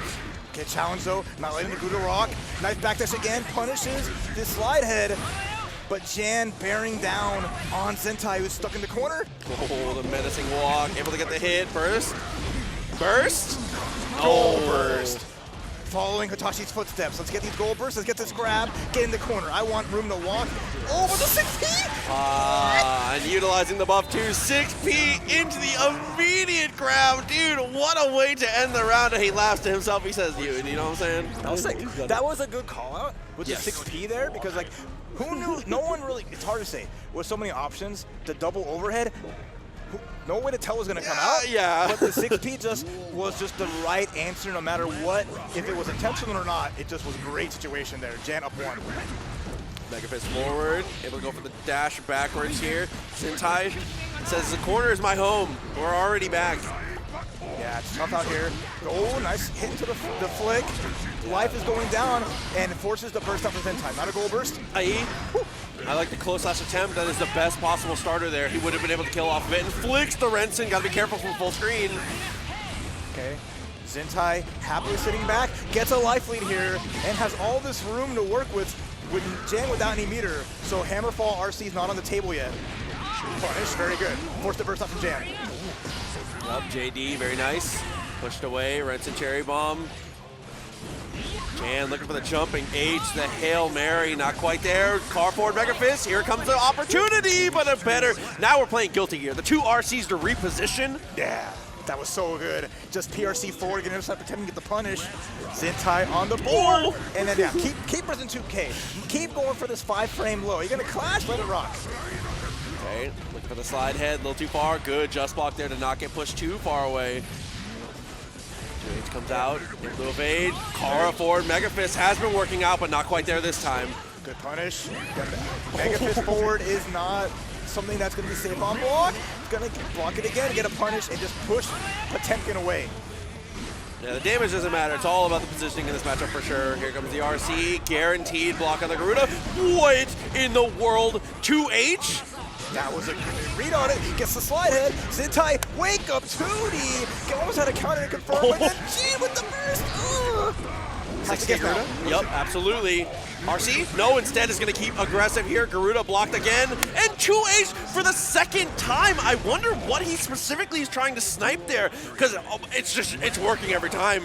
I mean, Axel's got jump hack heavy, you know, even on like the jump frames too, all these little things gonna call it out, and Jan's, it's working out for him.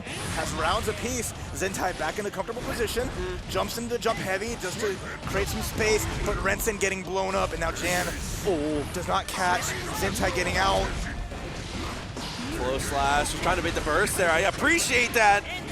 Goal burst catches. Jan was trying to bait. There we go. Going into One Vision.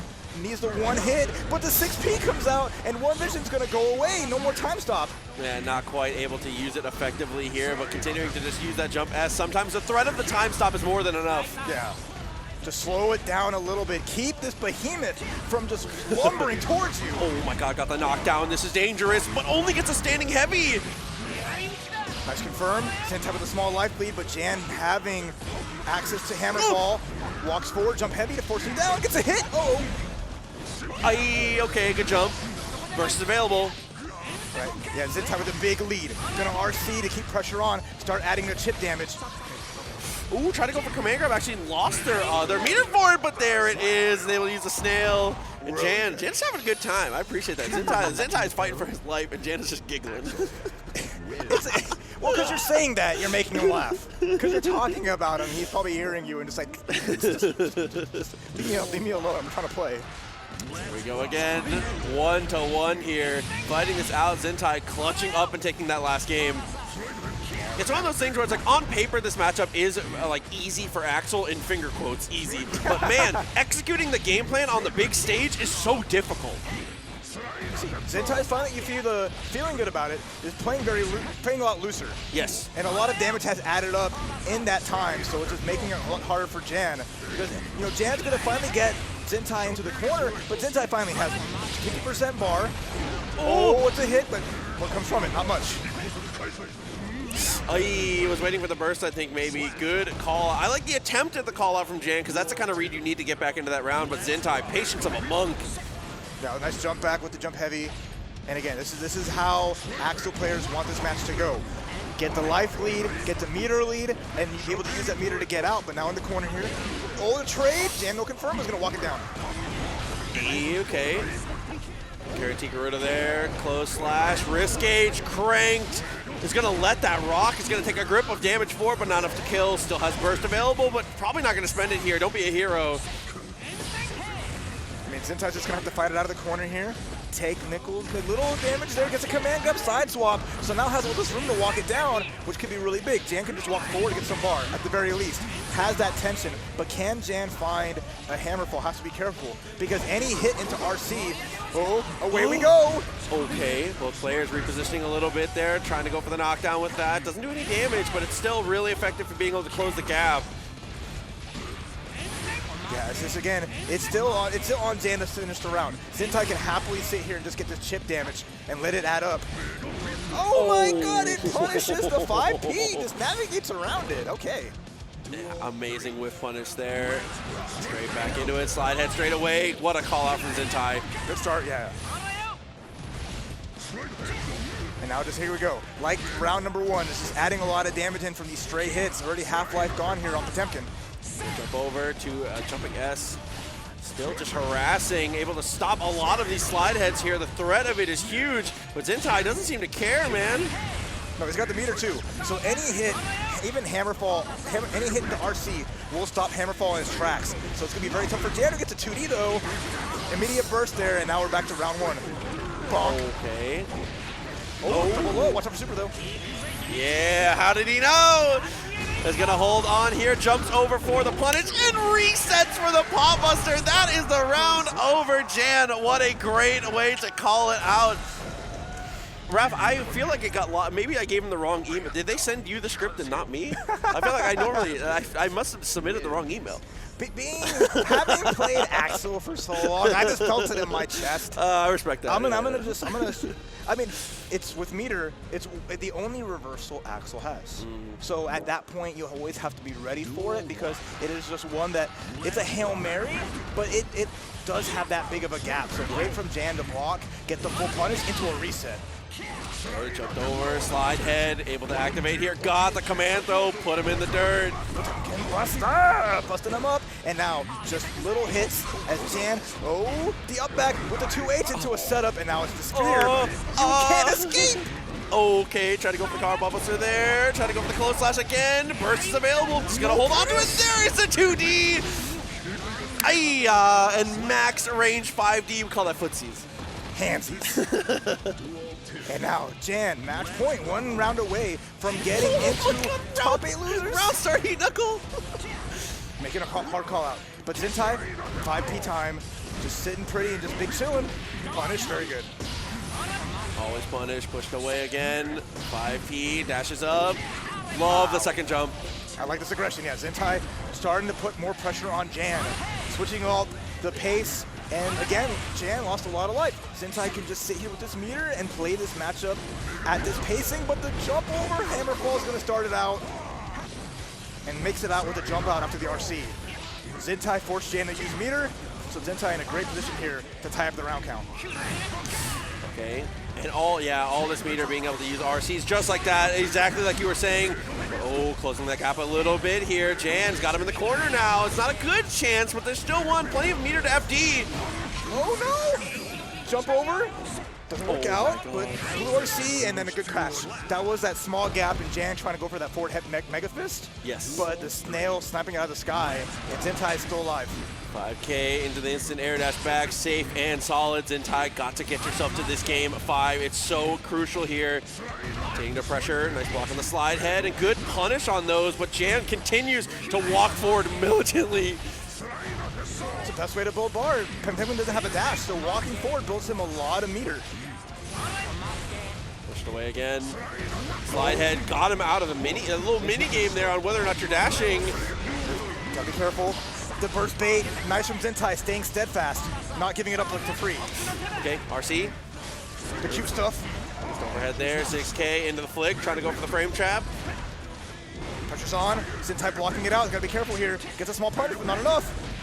Same thing again, 5K, doesn't do too much. PRC, he waits. Oh, the goal burst on reaction to the 6K. Zintai in a great position here. Any confirm could be a lot of damage. Command grab. Let's go into the super. Let's force the block the burst, but not enough to kill. One vision. Jan blocks it out. Didn't work out. Yeah, 50 meter though. Jan got to find this touch. Potentially one pop buster can end the round here, but no, he's got the rents in. There's just no way to close the gap. Yeah, too tough situation. Only so much bar for FD to avoid the chip. Yeah. The only real option there, if you're waiting for 5Ps, then it's like you're not really thinking about the flick, and the flick is the only thing that can maybe turn that around, but it's too hard. It's just in that heat of the moment. And now, final game between these two. Jan landed that jumping heavy, tried to go for it again. 2K, 2D is blocked, but finds a knockdown with slide head, and now we are in there once again, put to the wall. 6K Garuda probably, but no, instead he goes for the jump in, and what a mix up there, and that is just sometimes how the cookie crumbles. And look at him, he hit the pop buster and was already reaching. He's like, I know he's dead. That was just like, bringing out the cute stuff in the final game. 5D PRC command grab, like, oh, leave me alone, get out of my head, Charles. Okay, walking forward menacingly, got the 2D knockdown, 6K, finds a Garuda this time. Try to get the air grab, didn't work out. And Zintai pushes Jan away. Zintai happy to move back to neutral, back to the mid screen. Hammerfall does not work out. It does not have armor at the beginning of it, so able to snipe Jan out. Jump blocking it, I don't like that. You get so much blocks done. YRC, okay, not punished though, he was already in the air, pushed him a little too far away. Slide head, got the knockdown, party time. Trying to bait the burst on block there, I appreciate that, but doesn't quite work out. Oh, the burst. Small punish here. Zintai with a nice lead. 2H, 2F, 2 slash gets blocked, slide head doesn't work out, and now Chipp territory, yup, you still take damage even with the armor. Zintai gets the snipe, and now final game, final round between the big body and the lanky lad. Okay, try to find the slide head that time, a little too far away. There's a knockdown, gets in once again. Mike's didn't block the Garuda, 6K flick, very nice for the frame trap. Continuing on that, Zintai's been ridiculous at punishing the Garuda from there. Yeah. Oh, nice. Forcing Jan back to the far side of the screen. Nice jump out and gets a small damage. Forcing Jan to use the ball's meter. Slide not connecting. Life starting to dwindle here for Jan, running out of resources, and Zintai still sitting on a burst. Yeah, and all this meter too gets tagged though. Jan's in there, gets a hit with the 6K. No, the counter hit, that's scary. Zintai still sitting on a burst here. How is Jan gonna rail in the pressure here? 50 meter available. You know what's coming. You know what's coming. You know what's coming. Absolutely. Overdrive heavy works. There's the low. Didn't jump over. Small punish, not enough. Jan with the double jump, he jumps up instead of forward. Maybe a mistake here. Oh, gets a hit, not enough damage, but now one touch away, Zintai can finish it with a little bit of Chipp. There's no meter here on Jan's side. Jan gotta commit to something, but he's not gonna be able to. The Rensing comes through and finds the rest of the Chipp here. And he says, praise. I can see Zintai's heart busting out of his chest right now. The amount of pressure. Zintai just looked like he ran 3 laps around the venue for that match, going down to the wire, but is able to clutch it out, stay steadfast, eliminate Jan, and make top 8 loser side. Absolutely. I mean, that's what we were saying, and we have to press so heavily, is that is one of those matchups where even if your character does win, under the lights, the big man walking you down, a player like Jan, who is like, I said it before, I'll say it again, Jan's a genius. Jan is so smart. That's why he's so successful with all these grapplers, bro. He always has the right answer, and it's so difficult to track down Axel. I'm glad you appreciated that. that was fun. That was fun. But that is a huge match that we get to lead off these top 8 qualifiers. Probably one of the best matches of the day so far because of just that great back and forth. Great job to Zintai making it through and getting to that top 8. Thank you for playing, Jan. We'll see you next time. Hopefully, yeah. But we continue on as we have more losers matches to qualify here as Bear is back on deck. We saw Bear with a great match with that Nagoriyuki going up against FemboyFightingGames, taking out the Kai, but still has a huge match ahead of them to try to get here. We saw those winner's side matches, those people are coming back down to the lower side to see if they can make their second chance of advancing through to this top 8. And that's one of the greatest things about fighting games in particular is this open bracket style, the 2 chances to live. Anybody can sign up, anybody can come through. You can be the hero of the story this weekend if you've got the skills for it. That's right, we're gonna see anybody, and it's open to so many folks. And that's what I love seeing, all these cool heavy hitters who are finding, making their way and trying to make a statement. Yeah, the top 8 qualifier here. It's gonna be Ram coming through, and Ramlethal, man, everybody that plays the game knows. Hey, okay, a little bit of a switch up here on the characters. So just didn't want to play. I'm assuming that Bear just didn't want to play Nagoriyuki into Axel, which is respectable. I think that is like an I don't think it's Axel favored, and not anymore. Not since the clone. The clone is a ridiculous tool in that match. If you got a pocket Ram and Axel shows up, you're like, I got this. Yeah, that makes sense. If you got the pocket far slash, then you got it. So we'll see what Shotgun can do with the Axel low. We have one Axel qualified for top 8. Can another, or will Bear with the revolving door characters? There's the grab, and now the start part. Axel just in danger town, but the backdash with the 2K fights it out and makes the space. Yeah, 2K really good for low profiling a lot of different things, and just like that is able to go under the instant air dash over and baits the throw as well. One of the great uses of that tool, and then breaks the ball with the 5P. Mad casual as we reset neutral here. Yeah, I love the situation because you can just PRC any kind of traditional approach. Didn't do so there, and now Bear getting some nice damage. Not a full confirm on the wall, but the pressure is so strong. Ooh, max meter here for Shotgun. How are we going to use it here? BRC forward into the 6. BRC forward 6K. What an answer. Bear still alive in it. There's a small advantage, and the sword throw with the super behind it brought it all the way back. The Ramlethal just goes so hard. All she needs is that one chance to get the party started. And again, Axel not having any kind of reversal outside of super makes it so difficult under pressure. Okay, 5K bursted immediately for positioning here, but Bear is going to get answered by the bomber. Good damage. All right, escapes the mid screen, is now getting a chance to party the IB. And if you're letting Ram get her flip off, you really have to make sure you check that. It is not a true in most guard strings. Yes. So you can get some free damage and not let her get plus frames. Okay, so sitting on 50 meter here is Bear, found the knockdown, and actually he's going to go for the RT, and that's going to be a burst in return from Shotgun. Not going to risk it here. Doesn't want to risk it for the biscuit. And now the jump back slash, the fadeaway. Looking good here, tying it up in rounds. Both players just in sync with their breathing. Yes. I like that. Good dash backwards in the 2H whiff punish.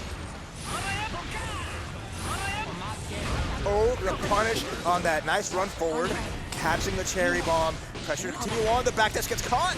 And now Axel's gonna get guard, wall broken, sent, and now back to second neutral. So as an RC available too, here is Bear. Shotgun probably not going to get access to it at this point here. Continuing to look forward here, trying to go for 2H. Dashes up, but dashing forward into Ramlethal. Maybe a death sentence here as we throw the sword and continue the pressure. The chip is adding up, and it's just going to be a 2K to close out the round. Bear, incredible stuff there. Now, Ramlethal with positive bonus is probably is out of all like, it's very strong characters. It's the best character. Absolutely ridiculous. The way she can build bars so much back so fast with Rekkas and just keep you on your toes. We've seen like SQ do it time after time, Super Noon. So Bear, you know, powering up. Oh, but the goal bursting shotgun connects, and Axel with all this bar is able to connect a lot of damage. You think find a hit with the goal burst in return. Oh, and starting out with this much meter here, PRC backwards, good positioning for both players. In the end, Shotgun still in the corner, but a sword missing here from Bear. Oh, counter hit. No. RC just to make sure we get that extra damage. Double sword throw, boom, and now knockdown, positive bonus, and Bear can just do whatever until they get that bar and finish the job. Yeah, once they have 50 meter, they can go for the sword throw, get a little more aggressive here. There's gonna be the jump over, Rekka, no check afterwards. Now max meter punishes the YRC, a good attempt. But YRC is very difficult, especially against these characters who have natural staggers in their pressure. Yeah, really, really good. You know, Bear getting away with a lot of it. Shotgun kind of letting it rock, and that's what's paying the price. Gets a counter hit at least, so Shotgun getting some damage, but needs more than just, you know, death by 1,000 cuts. Needs to not just get these hits, but control the space afterwards. Okay, pressure's on, found the throw, nice punish. Tried to go for it again, but Shotgun was ready. The 2K, 2D locked and loaded. RC's forward and goes for Snail. Pushed himself away a little bit here. Too much to worry about here as the instant air dash comes through. Bear, the sky is looking unpatrolled here for the Axel player. Not what you want to see. It's so scary. There's the dash up grab. Now we're at a point where the back dashes the throw attempt, forces the burst out from Bear. If Shotgun can take this round, he could look. It's gonna look really good going into round 3. Has a burst advantage, has some momentum, and now Bear gets counter hit, but takes all that damage into an extra credit. Beautiful confirm off of the whiff grab. Half the life gone off of one mistake here. Tried to dash underneath, but doesn't quite happen. One hit Rekka, trades out, and Shotgun continues to swing. Woo. Good confirm off of that too with the RC, and now Shotgun just needs that simple 3-piece, takes the game, and we're tied up 1-1 to Cloud, giving a little golf clap, showing a little up to both players. But I want to see some pop-offs. I want to see some people going ham in the crowd. I mean, the shirt is working out for him here. Finding balance is definitely what he's been able to do. It's been a good look for sure. We're able to go in with JS, pushed him a little too far away for that one, but that's okay. And a nice backdash and a burst bait. Shotgun looking a little different this game, but that's going to be Bear answering back straight away. Any momentum can really start carrying you forward. There's a talent for the 2K 5K, the 2K 2D, and now we're moving forward. Shotgun, fully loaded, double barrel, gonna pop it, take the shot. Ooh, do it again. Yeah, repositions. I like that. Run up Snail, maybe made a throw attempt, do a Snail. No, here we go. I like that. The fadeaway, the pressure. And now we're moving on with Shotgun, full steam ahead. Pushing back, 2K, able to get the anti-air. Couldn't follow up with the Rekkas, but this time he's going to be able to. And now we're at the wall here, finds the throw after the sword explosion, and continues the onslaught of pressure here. Shotgun holding on to the burst, but mashes out of it instead. Oh, I like that. Using the jump slash into air dash, catching Bear, and now getting damage. 2 heavy counter hit, PRC, extra damage, not quite a wall damage, but look how much damage came off that. Great confirm, and now Shotgun just needs 2 good hits to finish the job. 1 good hit. Okay. Oh my god, what a ridiculous confirm there. Woo! Blotto breaks the wall. 50 meters still available for Axel here. He PRC's backwards. Genius level play, but he doesn't get the punish. Bear, not a lot of meter here. Has to save it in the JS. A lot of respect from Bear there at the end of it. Had a corner situation and had tools to really kind of close it out there, but just let Shotgun have that room back. Yeah, and he did. Literally stood in Shotgun's preferred space. So now Shotgun up 2-1, 1 game away from making top 8 losers.